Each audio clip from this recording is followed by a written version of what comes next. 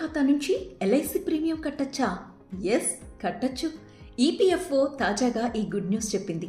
PF ఖాతాదారులు తమ LIC ప్రీమియంలు చెల్లించుకోవడానికి పీఎఫ్ ఖాతాలో ఉన్న నిలువలు ఉపయోగించుకోవచ్చు అనేది వార్త అన్నమాట. జీవిత బీమా లేని వాళ్ళు ఎవరైనా ఉంటారా? ఉండరు కదా. మరి అలాంటి జీవిత బీమాని కట్టడంలో అలసత్వం వహిస్తే మనకే నష్టం కదా. కొన్నిసార్లు ఆర్థిక ఇబ్బందులు ఎదురైనప్పుడు మనం ప్రీమియం చెల్లించలేకపోతాం, దాన్ని నెగ్లెక్ట్ చేస్తాం. ఆ తర్వాత మళ్ళీ చెల్లిద్దాం వాయిదాల మీద వాయిదాలు వేసుకుంటూ వెళ్ళిపోతాం. ఈ లోపల అది కాస్త ల్యాప్స్ అయిపోతుంది. ఇలాంటి సిచ్యువేషన్లో మీ పీఎఫ్ ఖాతాలో ఉన్న నిల్వలతో దాన్ని మీరు బతికించుకోవచ్చు. అది మాత్రమే కాదు, మీరు కొత్తగా ఏదైనా జీవిత బీమా పాలసీ తీసుకోవాలి అనుకున్నా కూడా ఈ పీఎఫ్ ఖాతాలో ఉన్న నిల్వల్ని ఉపయోగించుకోవచ్చు అన్నమాట. అయితే మీరు యాక్టివ్ మెంబర్ అయి ఉండాలి.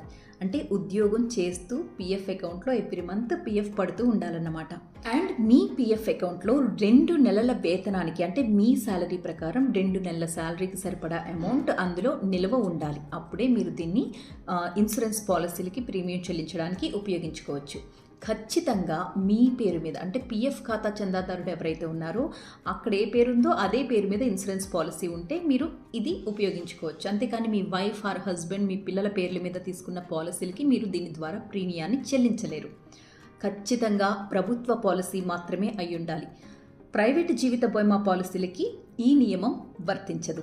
ఈ ఆప్షన్ ఉపయోగించుకోవాలంటే మీరు ఏం చేయాలంటే ఫస్ట్ ఈపీఎఫ్ఓ వెబ్సైట్లోకి వెళ్ళి ఫామ్ 14 డౌన్లోడ్ చేసుకుని సబ్మిట్ చేయాల్సి ఉంటుంది. అందుకు గాను మీరు మీ యూఏఎన్ పాస్వర్డ్ ఇచ్చి అక్కడ లాగిన్ అవ్వాలన్నమాట. ఆ తర్వాత వెబ్సైట్లోని కేవైసీ సెక్షన్లోకి వెళితే మీకు ఎల్ఐసి అన్న ఆప్షన్ కనిపిస్తుంది. అక్కడ ఎల్ఐసికి సంబంధించిన వివరాలన్నీ సమర్పించారనుకోండి, ప్రీమియం మొత్తం ఆటోమేటిక్గా పీఎఫ్ ఖాతా నుంచి డెబిట్ అవుతుంది. కానీ ఒక ముఖ్యమైన విషయం గుర్తుపెట్టుకోండి, మీరు తీవ్రమైన ఆర్థిక ఇబ్బందుల్లో ఉండి ప్రీమియం చెల్లించలేని పరిస్థితుల్లో, అది ల్యాప్స్ అయిపోతుంది అయ్యో అనుకుంటున్న పరిస్థితుల్లో మాత్రమే పీఎఫ్ ఖాతాలో డబ్బుని ముట్టుకోండి.